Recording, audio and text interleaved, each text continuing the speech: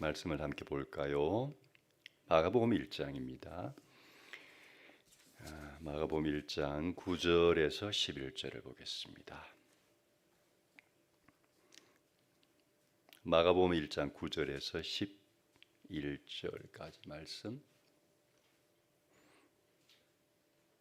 함께 읽겠습니다. 그 무렵에 예수께서 갈릴리 나사렛으로부터 오셔서 요단강에서 요한에게 세례를 받으셨다. 예수께서 물속에서 막 올라오시는데 하늘이 갈라지고 성령이 비둘기같이 자기에게 내려오는 것을 보셨다. 그리고 하늘로부터 소리가 났다. 너는 내 사랑하는 아들이다. 내가 너를 좋아한다. 아멘. 하나님의 자녀가 누려야 할 세 가지, 오늘 세 번째 시간으로 하나님의 음성이란 제목으로 말씀을 전하겠습니다. 같은 본문으로 하나님의 자녀가 누려야 할 세 가지를 생각해 보고 있습니다. 오늘은 세 번째 마지막 시간입니다. 첫 번째, 두 번째를 잠시 복습해 보면 하나님의 자녀가 누려야 할 첫 번째는 하늘이 갈라지는 것이다. 하늘이 갈라진다는 의미는 영적 세계가 열리는 것이다라고 말씀드렸습니다. 대부분의 사람들에게는 영적 세계가 열린 세계가 아니라 닫혀 있는 세계입니다. 그렇죠? 쉽게 말하면 잘 모르죠. 영적 세계를 잘 모릅니다. 그래서 호기심이 있어요. 궁금한 게 있어요. 그리고 때로는 막연한 두려움들이 있기도 해요.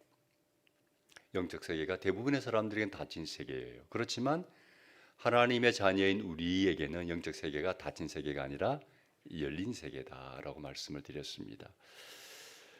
하나님의 자녀인 우리는 누구든지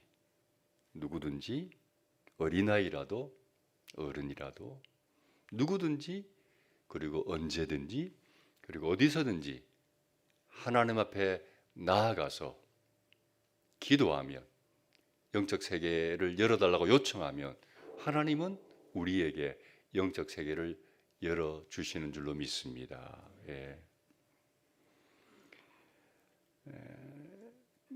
성경을 보면 하나님께서 우리를 만나 주시는 이야기, 하나님께서 우리를 위해서 놀라운 일들을, 때로는 기적을, 신비한 일들을 일으켜 주신 그런 이야기로 가득합니다. 영적 세계가 우리에게는 닫힌 세계가 아니라 열린 세계고 수많은 사람들이 영적 세계를 경험하고 체험하고 또 만나는 그런 은혜를 누렸습니다. 성경을 보니까 하나님은 우리에게 하나님의 자녀인 너희가 영적 세계를 더 적극적으로 두드려라, 찾으라라고 권면을 해요. 예레미야 33장 봅시다. 같이 한번 읽어보겠습니다. 내가 나를 부르면 내가 너희에게 응답하겠고 내가 모르는 크고 놀라운 비밀을 너희에게 알려주겠다. 우리가 주님을 부르면 응답하겠다고 했습니다. 그리고 우리가 모르는 크고 놀라운 비밀을 알려주겠다고 했습니다. 우리가 주님을 부르기만 하면 주님이 언제든지 응답해 주시고 우리가 상상할 수 없는 전혀 예상하지 못했던 크고 놀라운 비밀들을, 영적 세계의 놀라운 그런 비밀들을 우리에게 알려주시겠다고 말씀하셨어요. 제가 예수 믿고 처음 이 말씀을 접했을 때 굉장히 저희 마음을 사로잡았어요. 그래서 제가 한동안 처음 예수 믿고 상당히 오랜 동안 이 말씀을 굉장히 마음에 품고 신앙생활을 했던 것 같아요. 왜요? 이 말씀만 보면 막 가슴이 뛰어. 그때 개역 성경으로는 너는 내게 부르짖으라 내가 내게 응답하겠고 내가 알지 못하는 크고 비밀한 일을 내게 보이리라 라고 말씀했는데 와, 이 말씀만 기억하면 막 흥분이 되고 기도하면 하나님이 어떤 일을 나한테 보여주실지, 어떤 놀라운 일들을 나타내실지 막 기대가 되고, 그래서 이 말씀 붙들고 참 많이 기도하고 또 하나님을 많이 경험했던 그런 기억이 납니다. 여러분, 영적 세계는 닫혀 있는 세계가 아닙니다. 특별히 하나님의 자녀들에게는 열려 있는 세계입니다. 그래서 우리는 기도할 때 어떻게 기도하라? 당당하게 기도하라. 담대하게 기도하라. 아까 다은이가 뭐라고 멘트 같은데 뻔뻔스럽게 기도하지 마. 그런 표현 썼죠? 썼나? 네, 썼어요. 맞아요. 그 영어 성경에 보면 그런 표현이 있어요. boldly라는 표현이 있는데 약간 좀 뻔뻔스럽게 좀 담대하게 당당하게 기도하라라는 어떤 그런 의미가 담겨 있어요. 우리 기도할 때 주눅들지 말고 좀 하나님의 자녀는 어떻게 담대하게 당당하게 하나님 앞에 나아가서 기도할 필요가 있어요. 그게 뭐라고요? 우리의 당연한 권리예요. 우리가 누릴 수 있는 권리예요. 권리는 사용해야죠. 두 번째가 성령의 임재였습니다. 예수님은 세례를 받음으로 공식적으로 하나님의 아들로서의 일을 시작하는 거예요. 근데 세례받고 올라오실 때 성령께서 예수님에게 임재하셨어요. 왜요? 성령의 임재 없이는, 함께 하심이 없이는 하나님의 그 귀한 일들을 감당할 수 없기 때문에. 그래서 성령이 함께 해야 하나님의 일을 할 수가 있고, 마찬가지로 예수님에게 임재하셨던 그 성령님이 지금 동일하게 우리와 함께 하시는 줄로 믿습니다. 우리 안에 이미 계시잖아요. 왜 계시죠? 우리를 돕기 위해서. 성령님은 보혜사라 그랬고, 보혜사가 영어로 보면 헬퍼예요. 우리의 연약함을 아시고 부족함을 아시고 우리가 신앙생활을 잘할 수 있도록 돕기 위해서 아예 우리 안에 들어오셔서 24시간 함께하면서 우리를 도와주시는 거예요. 그래서 성령의 도움을 받는 것은 특별한 특권층, 뭐 우리 사회도 그 특권층이 있잖아요. 특권층이 있는지 없는지 모르겠지만 특권 의식을 가진 사람들이 있어요. 뭐 자기가 뭐 대단한 사람인 것처럼 그런 특권 의식을 가지고 사는 사람들이 있는데, 우리는 그런 뭐 특권층은 아니지만 교회에도 무슨 뭐 특권층이 있는 게 아니에요. 뭐 성령님은 특별한 성도만 뭐 누린다 아니에요. 하나님의 자녀라면 모두가 성령님을 의지할 수가 있고 성령님의 도움을 요청할 수가 있고 성령님이 주시는 힘과 도움을 받을 수 있는 줄로 믿습니다. 그 우리의 당연한 권리예요. 그 더 성령님을 찾으시고 의지하시면 성령님이 우리의 삶을 도와주실 줄로 믿습니다. 권리는 누려야 합니다. 오늘은 하나님의 자녀가 누려야 할 세 번째 시간인데, 그 세 번째가 뭐냐면 바로 하나님의 음성입니다. 하나님의 음성. 이거 우리의 마지막 세 번째 권리입니다. 자, 마가복음 1장 11절 봅시다. 같이 한번 읽겠습니다. 그리고 하늘로부터 소리가 났다. 너는 내 사랑하는 아들이다. 내가 너를 좋아한다. 예수님이 세례받고 올라오는데 하늘이 갈라지고 성령님이 임재하고 그 다음에 하늘에서 소리가 들렸어요. 너는 내 사랑하는 아들이다. 내가 너를 좋아한다. 누구의 음성일까요? 하나님이 예수님에게 들려주는 음성이죠. 너는 내 사랑하는 아들이다. 내가 너를 좋아한다. 이 음성이 들렸어요. 여러분, 사랑한다, 좋아한다는 말은 사람을 참 기분 좋게 하는 말이에요. 내가 너 사랑한다. 내가 너 참 좋아한다. 스토커들이 하는 말은 아니고 나하고 좋은 관계에 있는 사람이 내가 엄마 아빠가 나 너 참 사랑한다. 내가 너 너무 좋아한다. 그런 말은 참 사람을 기분 좋게 해주는 말이잖아요. 또 듣고 싶은 말이기도 하고. 근데 이제 1장 11절을 우리가 세 번으로 보통 이제 다 읽고 있는데, 이전에 보았던 그 개정개혁으로 보면 이렇게 표현해 놨어요. 볼까요? 같이 시작. 하늘로부터 소리가 나기를 너는 내 사랑 아들이다. 내가 너를 기뻐하노라. 기뻐하노라 하시니라. 그러니까 세 번에게 내가 너를 너는 내 사랑하는 아들이다. 내가 너를 좋아하노라 그랬고, 이전의 개역 성경에는 내가 너는 내 사랑하는 아들이다 내가 너를 기뻐하노라 그러고 있어요. 뭐 비슷한 이야기죠. 근데 저는 이 번역이 더 좋아요. 조금 더 세잖아요. 내가 너를 좋아한다는 표현보다 내가 너를 기뻐하노라. 너는 내 사랑하는 아들이다. 내가 너를 기뻐한다. 너는 내 사랑이고 나의 기쁨이다. 그런 이야기죠. 사랑한다, 기쁨이다라는 단어가 저에게 딱 맞아떨어지는 사람이 하나 있어요. 누굴까요? 와이프 아닙니다. 손자 규훈입니다. 규훈이를 보면 너무 사랑스러워. 그래서 저에게 너무 큰 기쁨을 줘요. 규훈이가 저의 사랑이고 기쁨이에요. 근데 뭐 저만 그런 게 아닌 것 같고 제가 주일날 보면요 우리 성도들도 규훈이를 너무 사랑스럽게 봐주는 것 같아요. 제가 감사하죠. 또 규훈이가 뭐 하는 일 없지만 은근히 기쁨을 또 주는 것 같기도 하고요. 근데 가만히 보면 특별히 청년들이 규훈이를 너무 좋아해. 청년들이 규훈이를 보면 눈에서 막 꿀이 떨어져. 너무너무 좋아하고 이뻐하는 것 같아요. 어떤 청년은 저한테 한 이야기 아니고 규훈이 엄마 아빠한테 한 이야기인 것 같은데 내가 들었어요. 규훈이 사진을 매주 몇 장씩 보내주면 안 되냐. 그게 한 주 삶의 활력소다. 그런 애도 있어요. 남의 애 좋아하지 말고 네가 결혼해서 애 낳아라. 이렇게 말하고 싶습니다. 여러분 하나님께서 예수님을 향해서 너는 내 사랑하는 아들이다. 내가 너를 기뻐한다. 이 음성을 들려주셨는데 사실은 이 음성이 우리 모두를 향한 하나님의 마음인 줄로 믿습니다.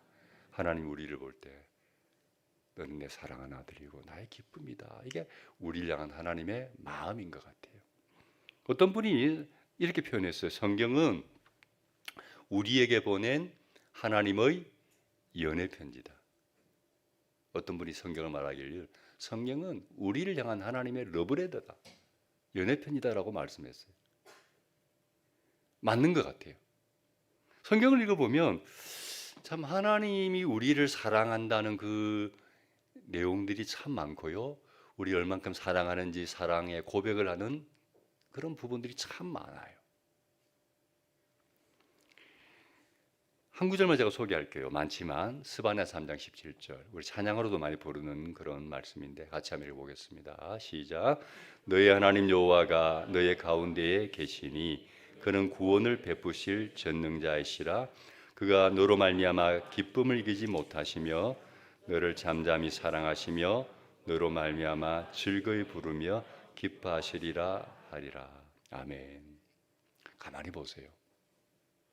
우리의 하나님 여호와께서 우리 가운데 계시고 그분이 우리로 말미암아 기쁨을 이기지 못하시며 잠잠히 우리를 사랑하신다고 했어요. 이게 우리를 바라보는 하나님의 마음이죠. 여러분 얼마나 달콤한 사랑 고백입니까?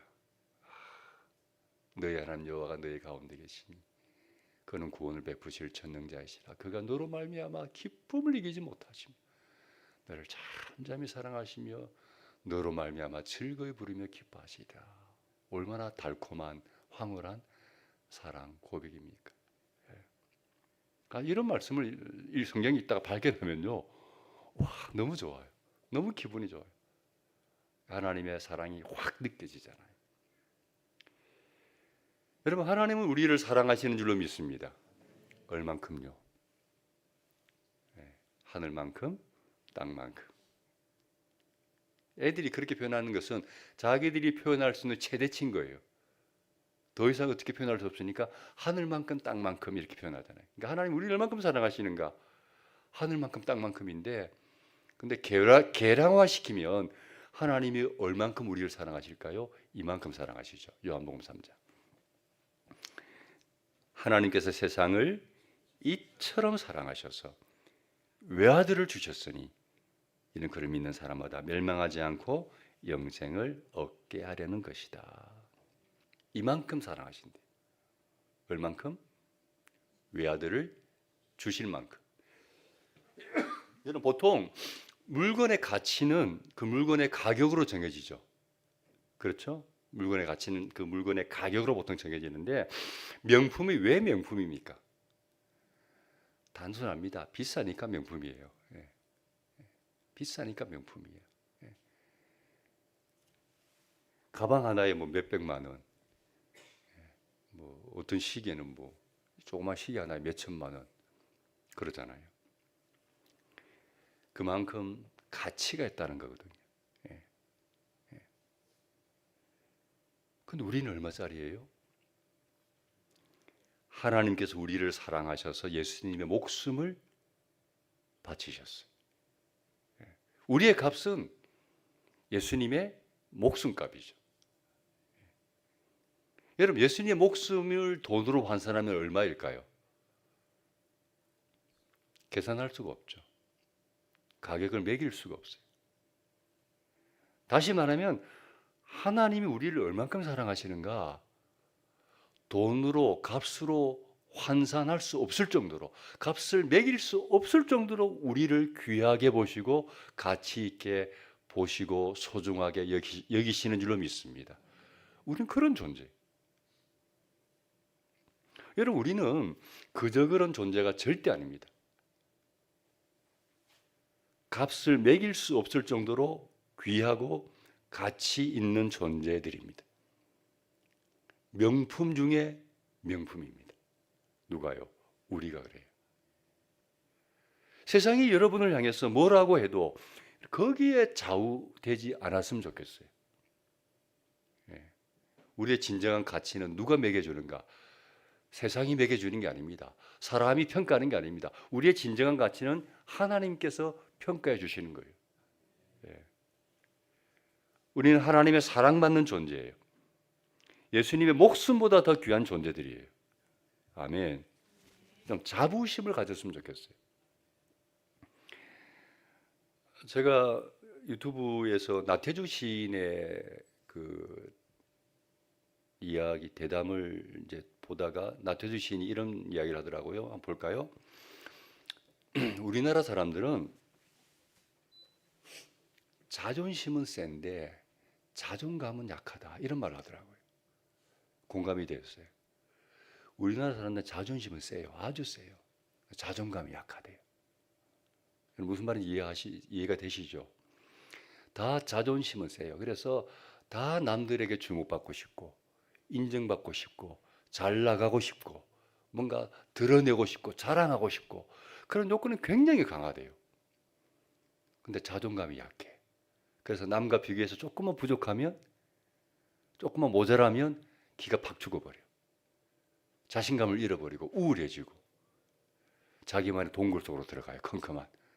그래서 이러면서 나는 무엇도 부족하고 나는 무엇도 안 되고 나는 뭐 쓸모없고 그냥 동굴 속에 들어가서 안 나와요. 너무 자존감이 약해. 저는 그리스도인들은 달라야 한다고 생각해요. 그리스도인들은 당당해야 돼. 자존감이 좀 뿜뿜 나와야 돼. 왜요? 내가 누구야? 나 하나님의 자녀. 우리 아빠가 하나님이야. 나는 그분의 사랑받는 자녀야. 난 명품이야. 나 정말 가치 있는 존재야. 나 귀한 존재야. 이런 자신감이 있어야 돼. 여러분 사람의 말이나 평가보다 하나님의 말씀과 평가를 더 믿고 받아들이길 바랍니다. 제가 예수를 처음 믿었을 때 그랬어요. 정말 집에서도 늘 쓸모없는 자식, 무시당하고 외면당하고 존재감이 전혀 없고 근데 어느 날 교회를 나갔는데 하나님 나를 사랑하신대. 처음에 이게 받아들이지 않았어요. 이거 뭐지 이게? 왜 날 사랑해? 그분이 왜 나하고 무슨 관계가 있다고 나를 사랑해? 나중에 믿어지니까 그때부터 내 자존감이 올라가기 시작했어요. 어깨에 힘이 들어가. 그 믿어지니까요. 믿어지니까 사람이 밝아지기 시작하고 굉장히 자존감이 올라가서 나 하나님의 자녀. 전혀 뭐 꿀리지 않고 대학에 입시 이제 고등학교 졸업하고 대학 입시를 이제 치고 이제 대학에 지원을 했는데 면접을 보러 오라고 하더라고요. 그래서 딱 제가 경영학과에 지원했는데 경영학과 담당 교수님이 면접을 하는데 딱 질문이 이게 무슨 질문할까 긴장하잖아요. 첫 질문이 뭐냐? 내가 가장 존경하는 인물이 있냐 그러길래 당당하게 예수님 그랬어요. 그래. 그러더니 딱 보더니 합격하겠구나 그러더라고요. 예. 그 말 때문에 합격한 게 아니고 예. 언제나 당당하게 예수님 나 하나님 자녀야. 예. 그런 당당함이 생기더라고요. 성경은 이런 하나님의 음성으로 가득합니다. 예. 사랑의 편지. 그래서 여러분 우리가 성경을 꾸준하게 차례대로 읽어 나가면 이런 하나님의 음성을 많이 들을 수 있어요. 중요한 것은 이런 음성을 들으면 용기가 생기고요, 치유가 일어나고요, 꿈이 생기고요, 비전이 생기고요, 위로를 받고요. 그게 말씀의 능력이에요. 자, 이사야 41장 봅시다. 같이 한번 읽겠습니다. 시작. 내가 너와 함께 있으니 두려워하지 말아라. 내가 너의 하나님이니 떨지 말아라. 내가 너를 강하게 하겠다. 내가 너를 도와주고 내 승리의 오른팔로 너를 붙들어 주겠다. 성경에 이런 말씀이 있죠. 이사야 41장 10절. 내가 너와 함께 있으니 두려워하지 마라. 겁내지 마라. 떨지 말아라. 요즘 말로 쫄지 말아라. 내가 너를 강하게 하겠다. 너를 도와주고 붙들어 주겠다. 얼마나 용기를 주는 말씀이에요. 제가 훈련소에 군에 입대해서 훈련소에 처음 들어갔을 때 이 말씀 붙들고 이겨내었어요. 힘들 때마다 이 말씀 딱 생각하면서 하나님 함께 하시는구나. 붙들어 주시면 도와주시겠구나. 이 말씀 딱 붙들고 그 과정들을 잘 이겨내었어요. 10편 32편 같이 읽겠습니다. 시작. 주님께서 말씀하신다. 내가 가야 할 길을 내가 너에게 지시하고 가르쳐주며 너를 눈여겨보며 너의 좋은 자가 되어주겠다. 성경 읽다가 이 구절 발견했을 때 무릎을 쳤어요. 이야, 기가 막힌 말씀입니다. 우리가 뭘 어떻게 해야 될지 막막할 때 있잖아요. 주님 말씀합니다. 너가 가야 할 길을 내가 너에게 지시하고 가르쳐주겠다. 그뿐 아니라 너를 눈여겨보며 너의 좋은 자가 되어주겠다. 와, 너무 좋았어요. 이 말씀이 믿어졌어요. 그래, 주님이 내 갈 길을 가르쳐 주시겠지. 내가 어떻게 가야 될지 모르고 어떤 선택을 해야 될지 모를 때 주님이 도와주시겠지. 카운셀링 해주시겠지. 상담해 주시겠지. 믿어지니까 하나님이 정말 저의 삶을 한 걸음 한 걸음 구체적으로 인도하시는 것들을 경험하게 되었어요. 여러분 성경에는요 이런 말씀들로 가득 차요. 가득 차 있어요. 우리가 살아가면서 어려움을 만날 때 우리는 이런 말씀을 통해서 도움을 받고 용기를 얻는 거죠. 예. 여러분 하나님의 음성을 듣는 것은 모든 그리스도인들이 누려야 할 권리입니다. 예. 우리 특권입니다. 하나님의 음성을 듣는 이거 우리의 권리예요.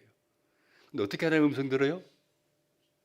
여러 가지 방법이 있지만 제일 좋은 방법은 성경을 꾸준하게 읽는 거예요. 매일매일 그냥 쭉 읽어나가면 그 말씀 안에 각자가 만나는 말씀이 달라요. 하나님이 알기 때문에 매일 말씀을 읽다 보면은 하나님께 각자를 터치해주는 말씀들이 있어요. 그래서 어떤 말씀이 나에게 주시는 말씀인지 우리는 모르잖아요. 그런데 꾸준하게 읽다 보면 하나님께서 놀랍게 이런 말씀들을 우리에게 주시는 거죠. 그래서 말씀을 꾸준하게 읽는 게 좋다. 마지막으로 왜 하나님께서 예수님이 하나님의 아들로서 공식적으로 일을 시작할 때 하늘에서 이 음성을 들려주셨는지를 한번 생각해보고 마무리하려고 합니다. 왜 하나님께서 하늘을 여시고 성령을 내려주시고 이 음성을 들려주셨을까? 그러면서 하나님의 아들로서 일을 시작하게 하셨을까? 여러분, 예수님이 이 세상에 인간으로 오셔서 하나님의 뜻을 위해서 이제 살게 되잖아요. 그 일이 예수님에게 쉬웠을까요? 어려웠을까요? 우리 뭐 예수님이니까 뭐 별것 아니겠지. 그게 아니에요. 인간으로 오셨잖아요. 예수님에게도 그 일들이 결코 쉬운 일이 아니죠. 얼마나 많은 고난을 겪으셨습니까? 우리 예수님의 그 심리를 좀 들어가 보면요, 그 하늘에 계셨던 분이 땅이란 이 바닥으로 떨어진 거거든요. 사실은 완전히 무공의 시대, 죄가 없고 오염이 없고 완전히 천상의 세계에서 이 뭐랄까 먼지 구덩으로 구렁텅으로 떨어진 거거든요. 근데 여기에 적응하시면서 인간들과 함께 뒹굴면서 오해하고 이해하지 못하고, 제자들 보세요. 얼마나 답답해요. 아무리 말해도 알지를 깨닫지를 못해. 도대체 무슨 말인지 알아듣지를 못해. 변화가 안 돼. 그런 사람들을 데리고 인내하시고, 사람들이 조롱하고 무시하고 십자가에 죽기까지 고단을 겪어야 하는 그 일들이 결코 여러분 쉬운 게 아니에요.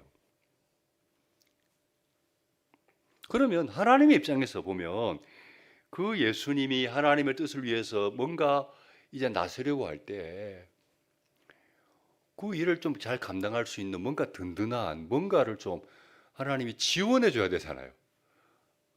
용기를 줄 수 있는 뭔가를 좀 공급해 줘야 되잖아요.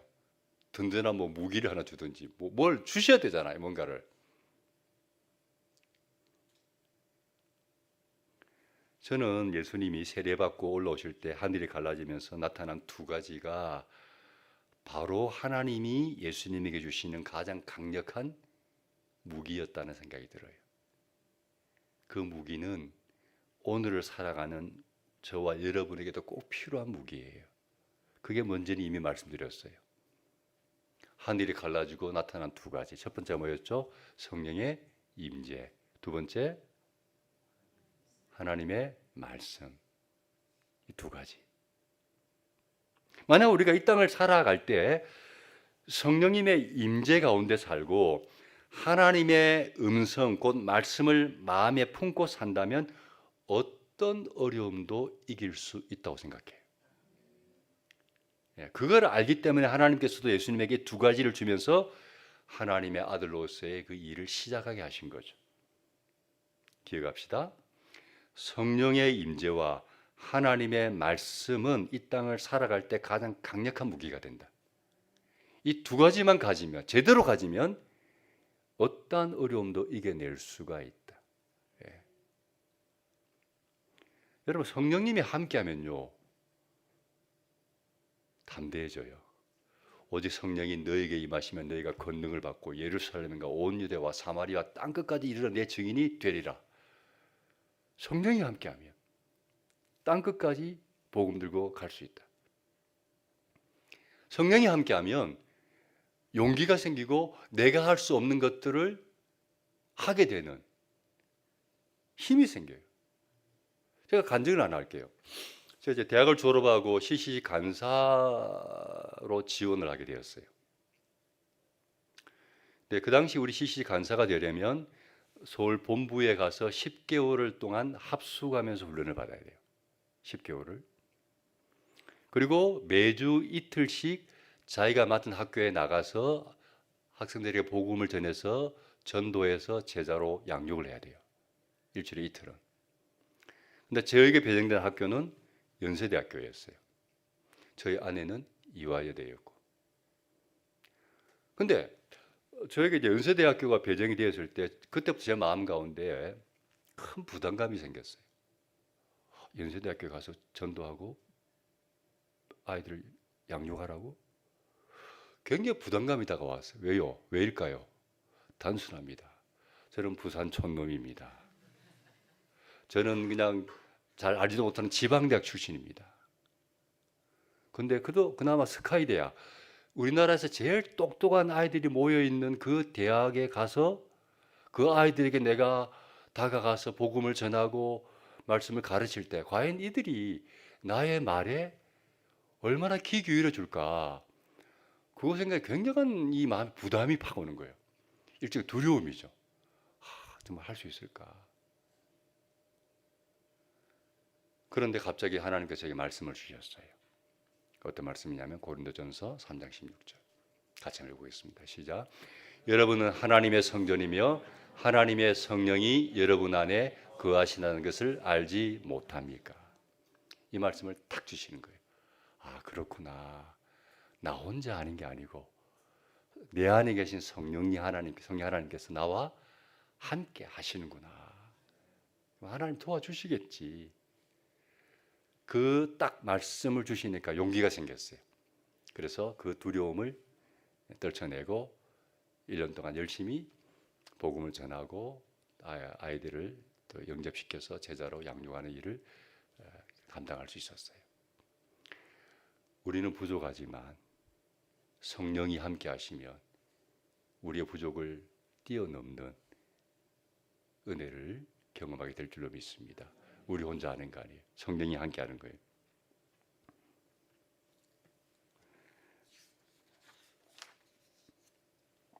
두 번째, 우리에게는 하나님의 음성, 그 말씀이 필요해요. 저는 그렇게 생각해요. 여러분의 심장 속에 단 한 개의 말씀이라도 하나님이 주신 말씀이 여러분의 마음에 있다. 그리고 그 한 가지 말씀이 여러분의 삶에 엄청난 자산이 되리라고 생각해요. 제가 저번에 설교 때 그런 이야기 했어요. 여러분 마음 가운데 한 가지 말씀이 있냐? 평생 내가 붙들 수 있는 한 가지 말씀이 있냐? 제가 누구도 만나도 그거 물어본다 그랬어요. 이 말씀이 내 삶을 이끌어갑니다. 이 말씀이 내 인생의 비전입니다. 꿈입니다. 약속의 말씀입니다. 그런 말씀 한 말씀 있냐는 거예요. 많은 말씀이 아니라 단 한 가지 말씀이라도 그 말씀이 마음에 있는 사람들은요, 그 말씀 붙들고 이겨내요. 그 있느냐 없느냐가 중요한 차이예요. 모세를 대신해서 여호수아가 이스라엘의 리더가 됩니다. 근데 가만히 보면요, 저는 모세보다 여호수아가 훨씬 부담이 컸다라고 생각해요. 왜요? 여호수아는 그 이스라엘 백성들이 이끌고 어디로 가야 돼요? 가나안으로 들어가야 돼요. 그냥 들어가는 게 아니잖아요. 그 가나안 토착민들과 수많은 전쟁을 하면서 하나하나 극복해 가면서 그 땅으로 들어가야 돼요. 그게 얼마나 큰 부담이겠어요.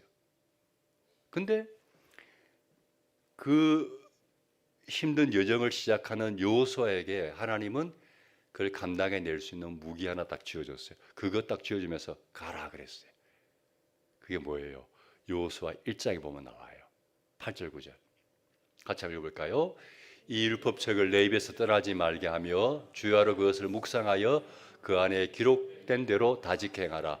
그리하면 내 길이 평탄하게 될 것이며 내가 형통하리라. 내가 내게 명령한 것이 아니냐. 강하고 담대하라. 두려워하지 말며 놀라지 말라. 내가 어디로 가든지 내 하나님 여호와가 너와 함께 하느니라 하시니라. 아멘. 이 말씀 딱 주면서 가라. 가라. 여호수아는 이 말씀 붙들고 가는 거예요.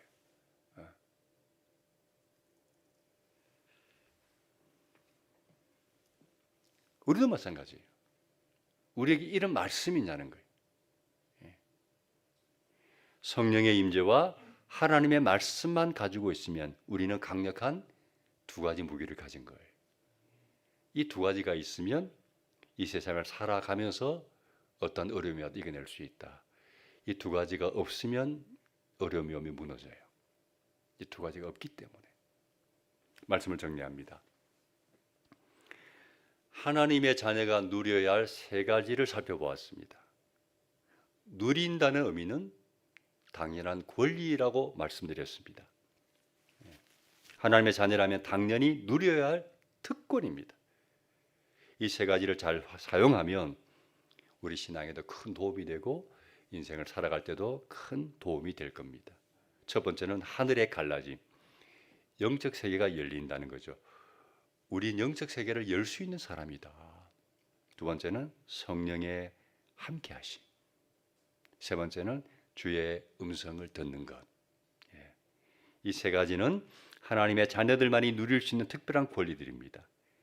이것을 내 것으로 누리셔서 큰 용기와 힘을 얻는 근대 가족이 되기를 바랍니다. 아멘. 찬양합시다. 그의 생각.